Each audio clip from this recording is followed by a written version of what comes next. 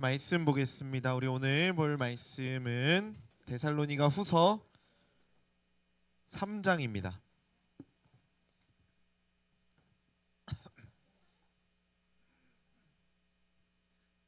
자, 성경책 재은아 하품하지 말고 데살로니가 후서 3장 10절부터 12절입니다. 신약 성경 336쪽쯤에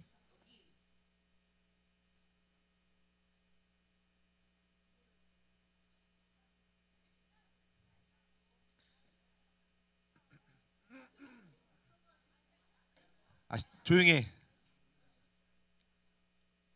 유나 조용해.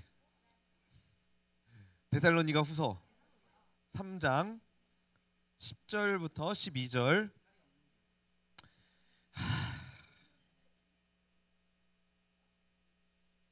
소명아, 너 원래 안 그랬잖아. 신약 336.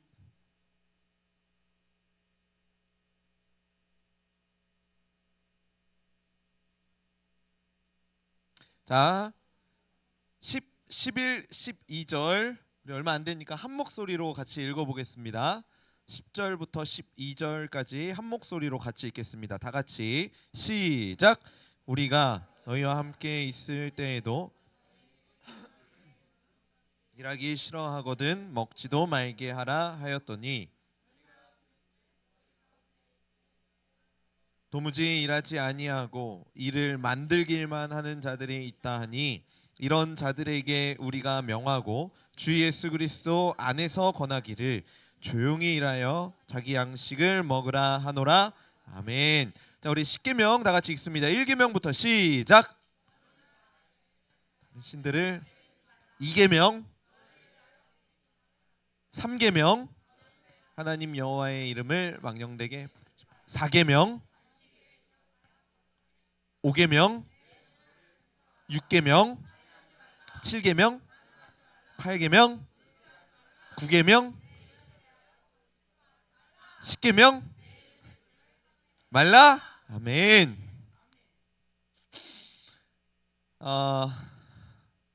시험 보는 친구들 있어요?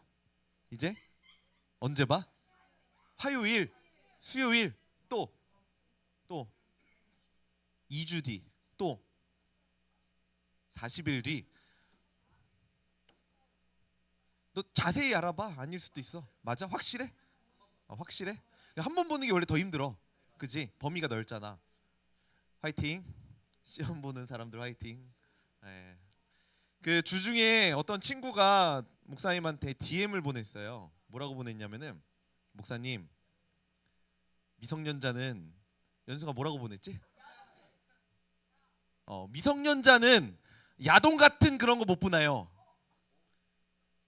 그래서 내가 뭐라고 대답할게. 내가 어떻게 대답할 것 같아? 라고 보냈어요. 그랬더니 아주 당돌한 그 친구가 봐도 된다? 라고 얘기할 것 같다고 보냈어요. 그래서 내가 이렇게 얘기했어요. 뭐라고 얘기했냐면은, 야, 그러면 야동은 미성년자는 못 본다고 생각하면 성인은 봐도 될까? 라고 물어봤더니 하나님께서 좋아하시지 않을까요? 그 친구가 익명이에요. 그 친구가 좋아하실 수도 있지 않을까요? 왜? 건강한 남자가 된 거니까요. 이거 어디 이런 이상한 논리가. 그래서 내가 뭐라 그랬냐면은, 야, 내가 그렇게 가르치더냐 그랬어요. 그랬더니 아니라고 하긴 했는데, 봐도 돼요? 안 돼요? 안 돼? 왜 안 될까? 우리가 이런 기독교에서 이야기하는 뭐 하면 안 된다, 아까 뭐 하지 말라 이런 것도 십계명에 많이 있었는데, 해라, 하지 말아라 이러한 명령들을 그냥 표면적인 그러한 문구를 놓고 그걸 통해서 뭔가 이렇게 판단하려는 경향들이 많이 있어요. 그래서 예를 들어서 이런 거예요.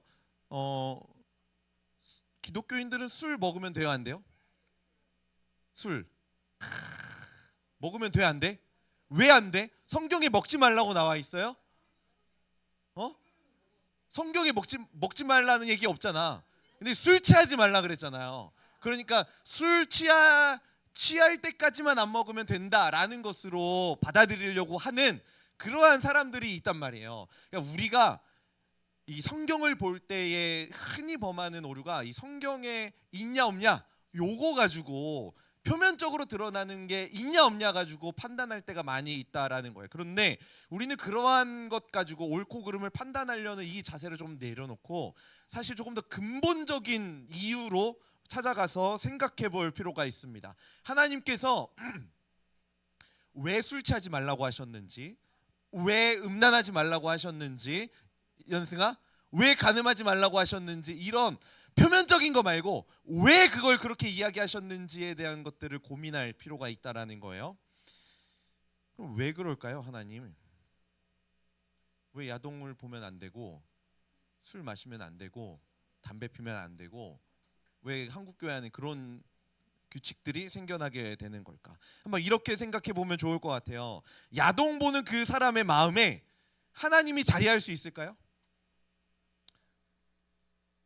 연승아 어때? 하나님이 자리할 수 있을까? 또 술 마시고 있는 사람의 그 마음 가운데 하나님이 자리할 위치가 있을까? 술 먹기 전에 기도하고 주여 취하지 않게 이 숙취에서 잘 되게 해주시옵소서 하고 기도하면 하나님이 임재하는 걸까?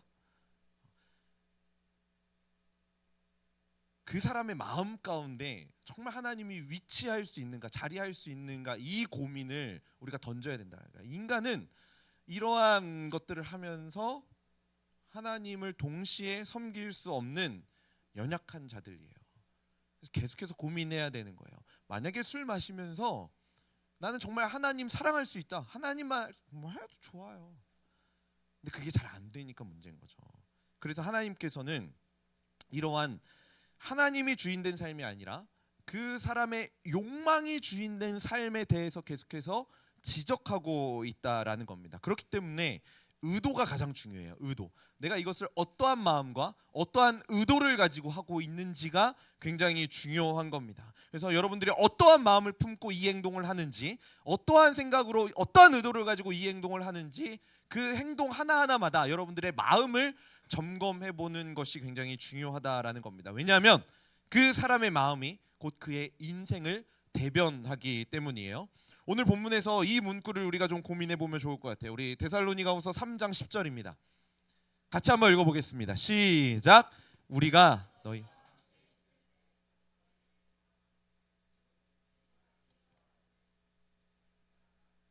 왜 하나님께서 사도 바울을 통해서 일하기 싫어하거든 먹지도 말게 하라라고 이야기하셨을까요? 표면적으로 보면 안 돼요. 일을 해야 된다, 이 이야기를 하는 게 아니라 왜 일을 해서 그 정당한 노동의 대가로 먹고 살아야 되는지에 대한 그 근본적인 의도와 그 근본적인 의미에 대해서 좀 고민해 볼 필요가 있다라는 겁니다. 사실 우리나라에도 이와 비슷한 생각들이 많이 있는 것 같아요. 여러분들이 꿈꾸는 직업 중에 하나, 건물주, 그죠? 네. 또는 로또 당첨 이런 거 우리가 보통 꿈꾸는 거잖아요. 이러한 원칙에 우리가 고민해 보면 사실은 하나님이 원하시는 건 아니고 왜 하나님이 원하시지 않을까, 이런 것들을 좀 고민해 봐야 되는 거죠. 목사님이 아는 어떤 한 사람이 있는데 이 사람은 교회를 가끔 다녀요. 가끔 다니는데 매주 로또를 20만 원씩 산대요. 20만 원어치씩 산대. 매주 한 주도 안 빼놓고 사요. 그리고 이 로또에 당첨되고 싶잖아요. 당첨되기 위해서 이 사람이 하는 노력 한 가지가 있는데 그게 뭘까요? 기도? 부적을 사요. 부적을 10만 원짜리 부적을 사서 자기 지갑에 넣고 그리고 로또 당첨되기를 매주 꿈꾸고 있는 사람이에요. 한번 생각해 볼게요. 로또를 사는 그 모습 가운데 하나님이 자리할 수 있을까요? 부적을 사서 지갑에 넣고 있는 그 사람의 마음 가운데 전능하시고 위대하신 하나님이 자리할 공간이 있을까? 이런 고민을 우리가 좀 해봐야 된다라는 거예요. 인간의 욕망의 그 모습 그대로를 보여주고 그렇다면 데살로니가 성도들 중에 일하지 않으려고 하는 사람들, 그러니까 경고하는 거잖아요. 일하지 않고 이제 지내려고 했던 그리스도인들이 있었는데 왜 그랬을까? 데살로니가 교회 성도들은 왜 일을 안 하고 있었을까? 한번 좀 고민해 보려고 합니다. 데살로니가 지역은 여러분 그런 거 알아요? 헬라 철학, 헬라 문화권, 그 뭐라 그러지? 헬라 제국 이런 거 안 들어봤어요? 역사 시간에 안 배워봤어? 헬라는 어디냐면 그리스 지역을 가리켜요. 그리스 지역을 가리키고 그 그리스 지역은 철학이 되게 발달한 도시였잖아요. 나라였잖아요. 그래서 그 문화권을 뭐라고 이야기하냐면 헬라 문화권이라고 이야기를 해요. 그런데 이 당시에 혹시 지도도 있나요? 이 데살로니가 지역을 지배하고 있었던 그 지역은 헬라 문화권에 있었던 지역이었어요. 헬라 철학의 사상을 가지고 있었는데, 이거는 뭐 잊어버려도 좋은데 이 헬라 철학의 특징이 뭐냐면은 이 사람이에요. 이 사람. 이 되게 유명한 그림인데 이 사람 누군지 알아? 어. 어. 그래. 이 하늘을 가리키고 있는 사람. 이 사람이 헬라 철학의 아주 대표적인 사람이에요. 소크라테스 땡. 아리스토텔레스 땡. 그 옆에가 아리스토텔레스 걸? 탈레스. 탈레스 뭐 하는 사람인지 알아? 아니야. 세 글자. 플라톤이에요. 플라톤. 플라톤이 뭐 주장한 사람일까? 창조론? 뭐 이데아 얘기했잖아. 오, 한결아. 이데아. 너 왜 아빠 쳐다봐? 그렇게 얘기하고? 이데아가 뭐야? 이데아 뭔지 몰라? 역시 주입식 교육. 뭔지 모르지만 들어본 그 이데아. 그러니까 플라톤이 이데아를 이야기한 건 뭐냐면은 우리가 궁극적으로 도달해야 할 지점이 있어요. 이 영적으로 우리가 성숙하고 성장해 가면서 도달해야 될 그 지점이 어디냐? 이데아예요. 이데아. 쉽게 얘기하면은 이 플라톤이 주장한 것은 영과 육을 나누는 사상이었어요. 영혼과 육체를 나누는 사상. 그래서 영혼은 거룩하고 고귀하고 육체는 타락해 있고 나쁘고, 이런 생각을 이제 플라톤이 얘기했단 말이에요. 그래서 우리는 육체 가운데 있어요. 더러운 몸, 죄악된 몸. 그래서 우리의 인생은 그 거룩한 곳을 향해 나아가는 거예요. 한번 생각해 보세요. 그러면은 내 육체는 나쁜 거잖아요. 그럼 이 사람들이 하는 행동이 뭘까? 죄. 그런 거예요. 금식. 왜? 육체 나쁜 거니까 내 육체를 괴롭힐 수가 없는 거야. 그래서 육체의 연단을 통해서 그 거룩함에 이르기 위한 노력을 계속해서 하게 된다라는 거죠. 이러한 사상이 어디에 있었냐면은 데살로니가 교회에 있었어요. 육체는, 이거 벌써 나오면 안 돼요. 육체는 나쁘고 영혼은 거룩하고. 그래서 이 사람들은 내 육체로 일하는 것은 부정한 거예요.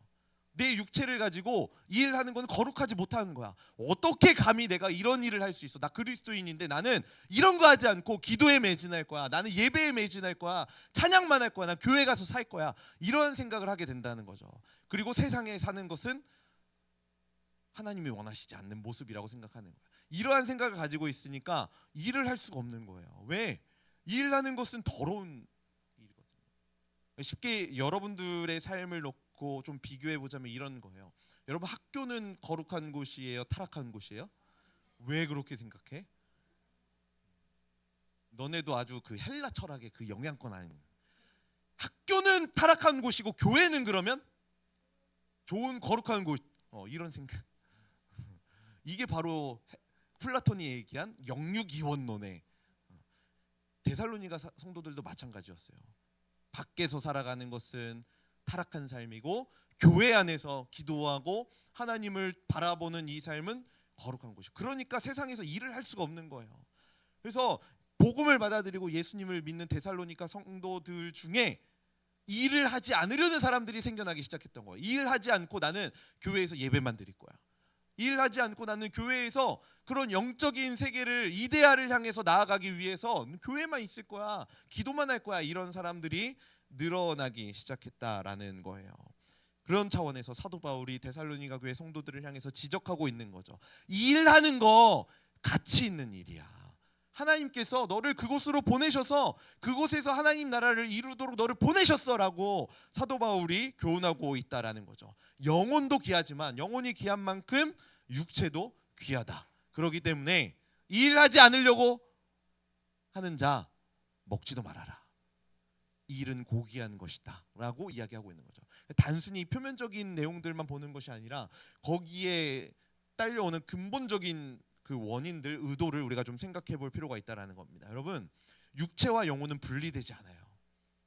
플라톤이 얘기했던 것처럼, 데살로니가 성도들이 이해했던 것처럼 육체와 영혼은 분리되지 않습니다. 영혼이 고귀한 거 맞는데 영혼이 고귀한 만큼 우리의 육체도 고귀해요.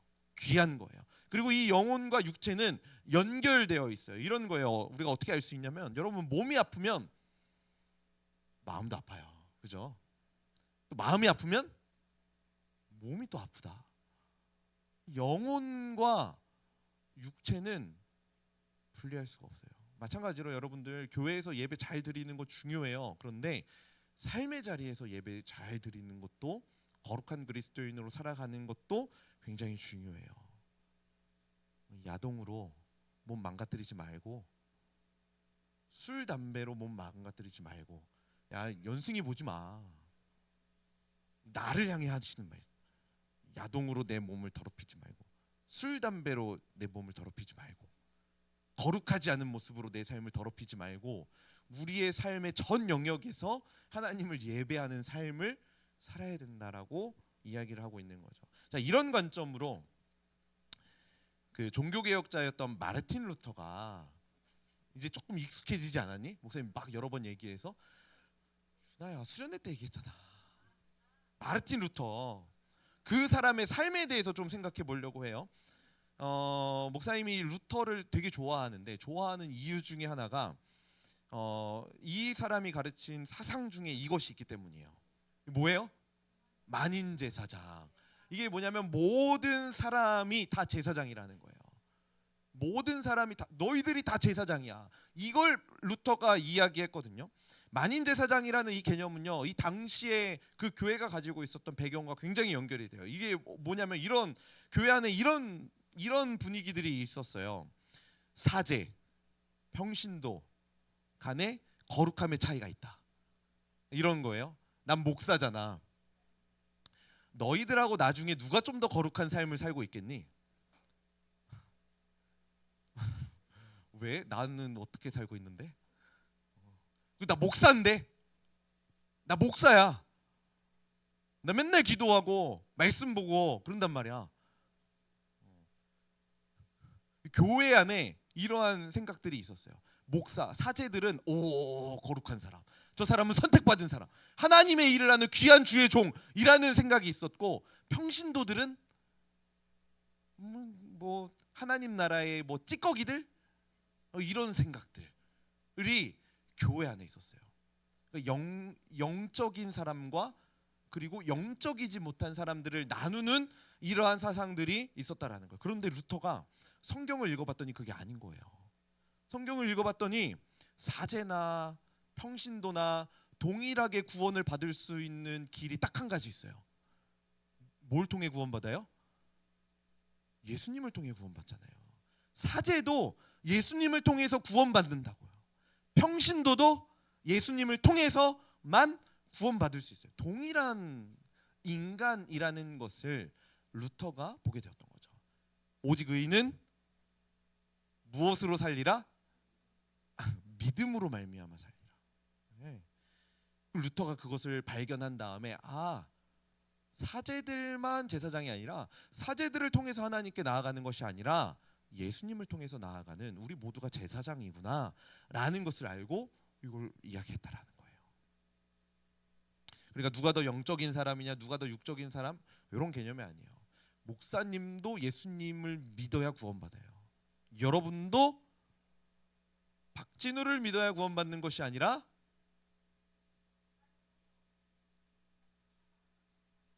조금 더 정확하게 예수님을 믿는 믿음으로 구원받는 거예요. 여러분 믿죠, 이 사실?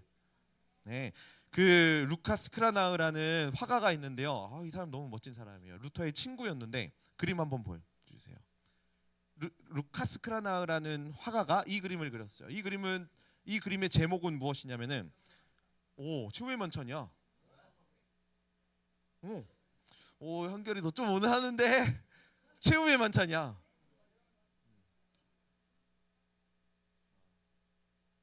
근데 이 그림이 정말 특별한 건 뭐냐면은 여기가 뭐 예수님이겠지? 어.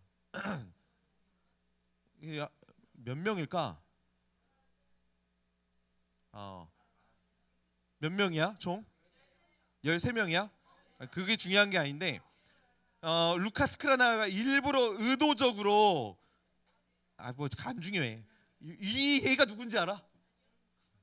얘가 루터예요. 루터.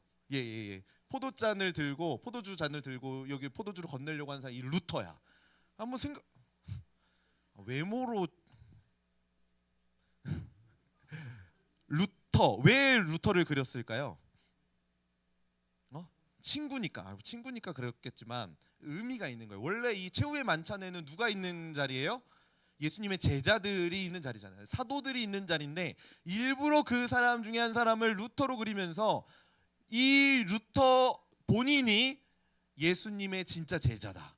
그러니까 그 당시 예수님과 함께 식사했었던 그 제자들도 예수님의 제자였지만 루터 또한 제자다. 사제들만 제사장이 아니라 루터도 제사장이다, 제자다. 이것을 표현하고 싶었던 거예요.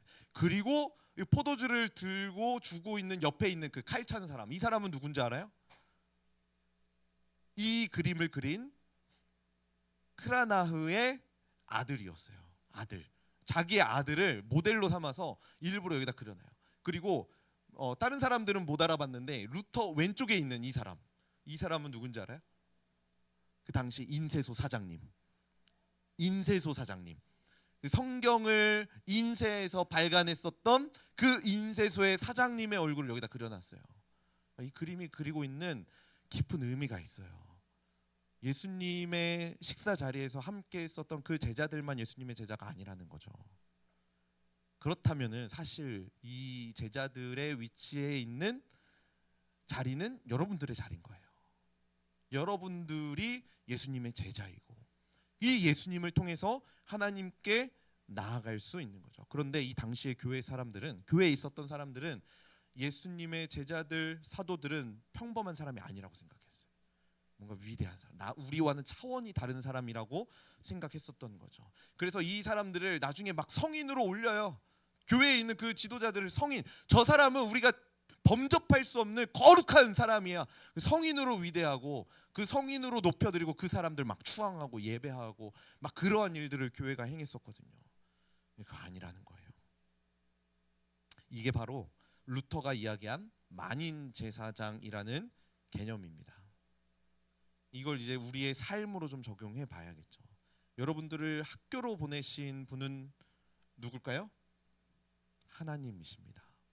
하나님께서 여러분들을 여러분들의 삶의 자리로 보내셨어요. 왜? 그곳에서 예수님의 제자로 살아가라고요. 여러분들의 가정으로 보내셨어요. 그 가정 안에서 예수님의 제자로 살아가라고. 교회에서 예배하고 이런 거 기본이에요. 기본.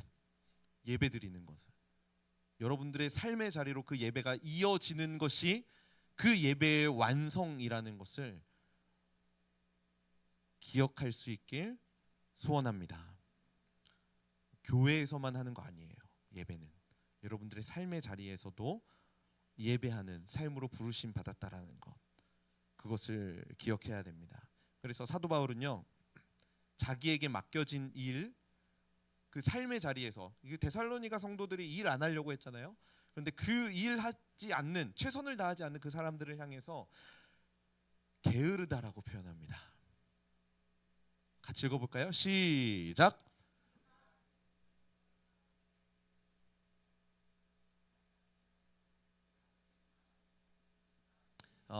일을 하지 않으니까 일이 만들어져서 다른 사람들이 고생하는 뭐 이러한 일들이 데살로니가 교회 가운데 있었어요. 그래서 그 사람들을 향해서, 일하지 않는 사람들을 향해서 게으르다라고 이야기해요. 이 말은 여러분들의 삶의 자리에서 예배자로 살아가지 않는 모습이 있다면 게으른 거예요.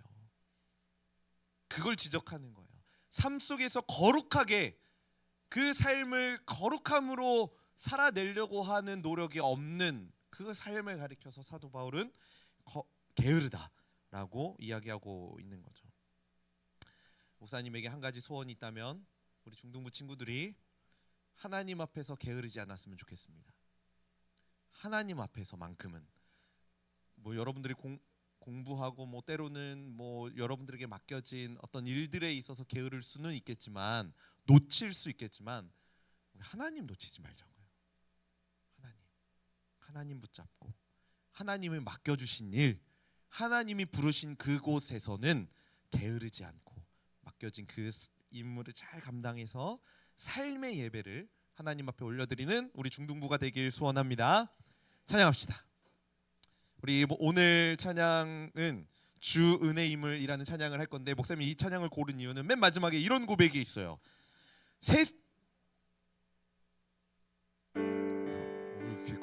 세상 소망 다 사라져가도 주의 사랑은 끝이 없다. 살아가는 우리의 삶의 모든 순간이 하나님의 은혜다. 우리의 삶을 주님 앞에 올려드리면서 함께 고백합시다. 주 나의 모습 보네.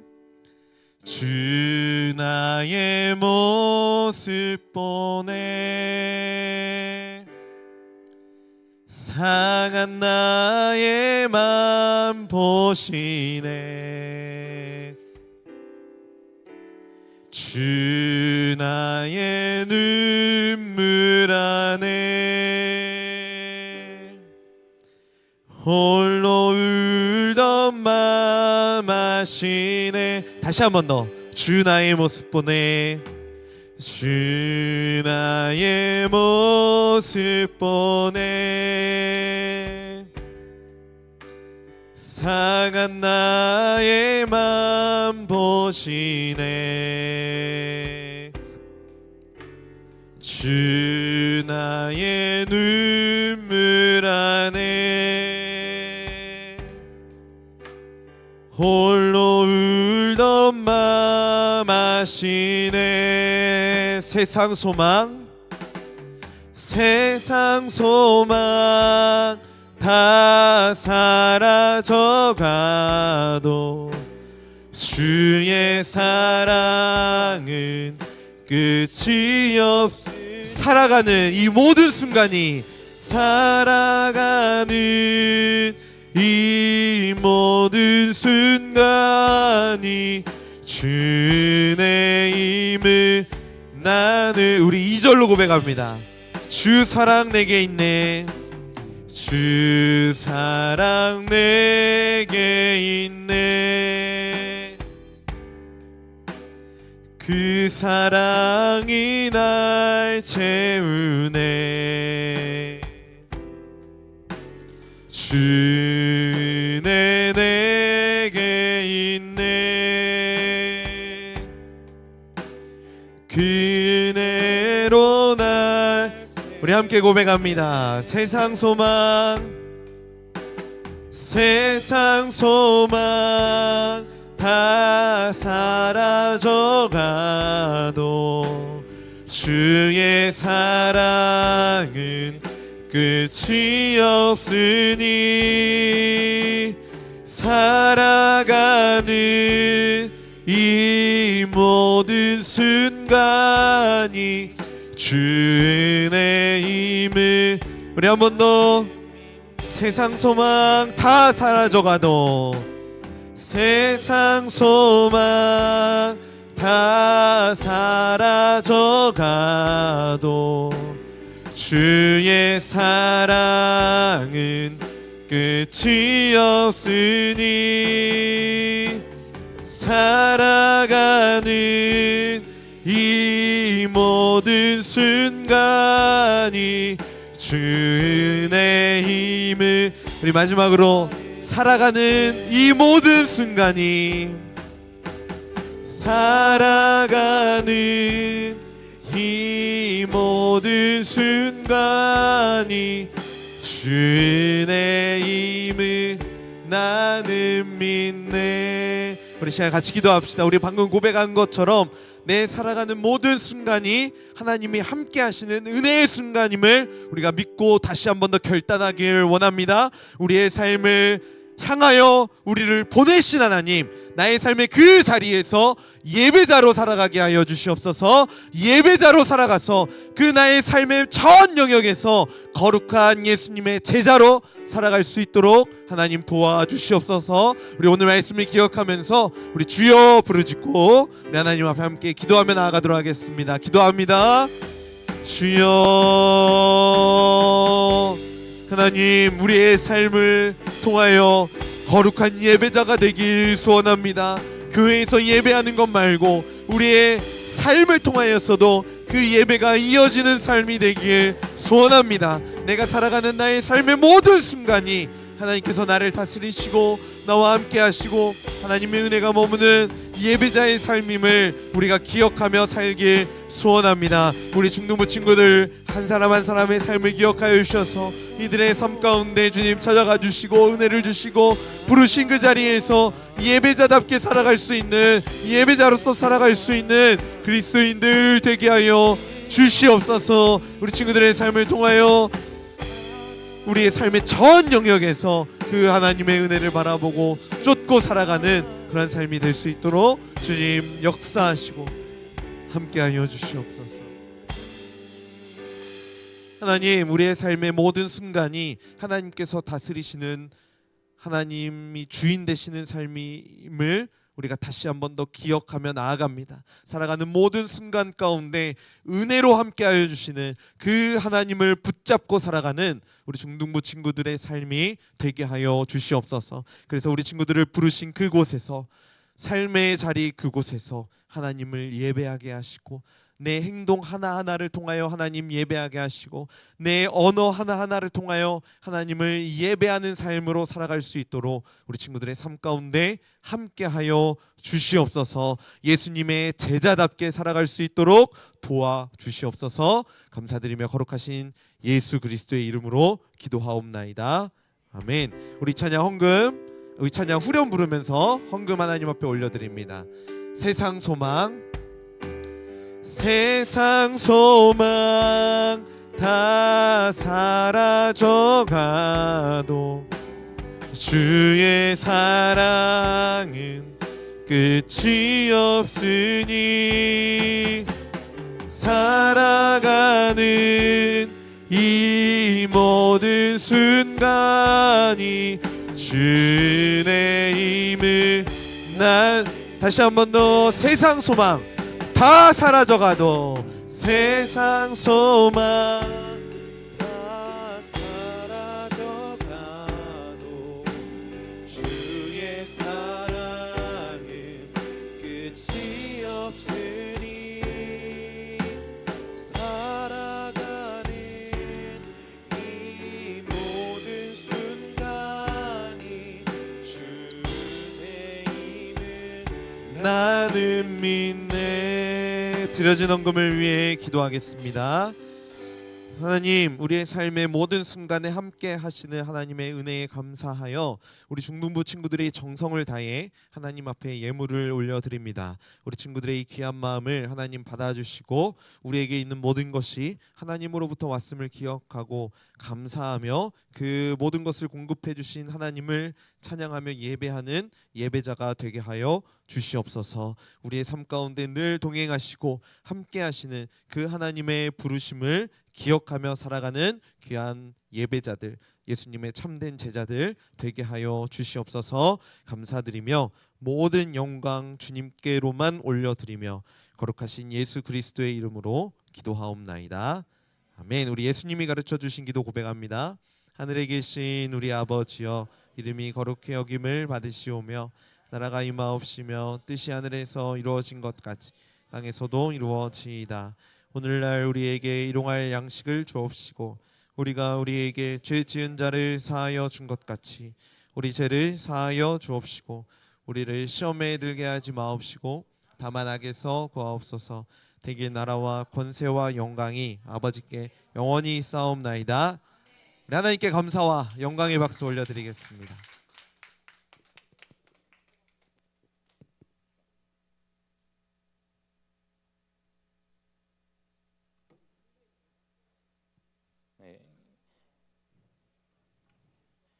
선생님 광고할게요. 연승아?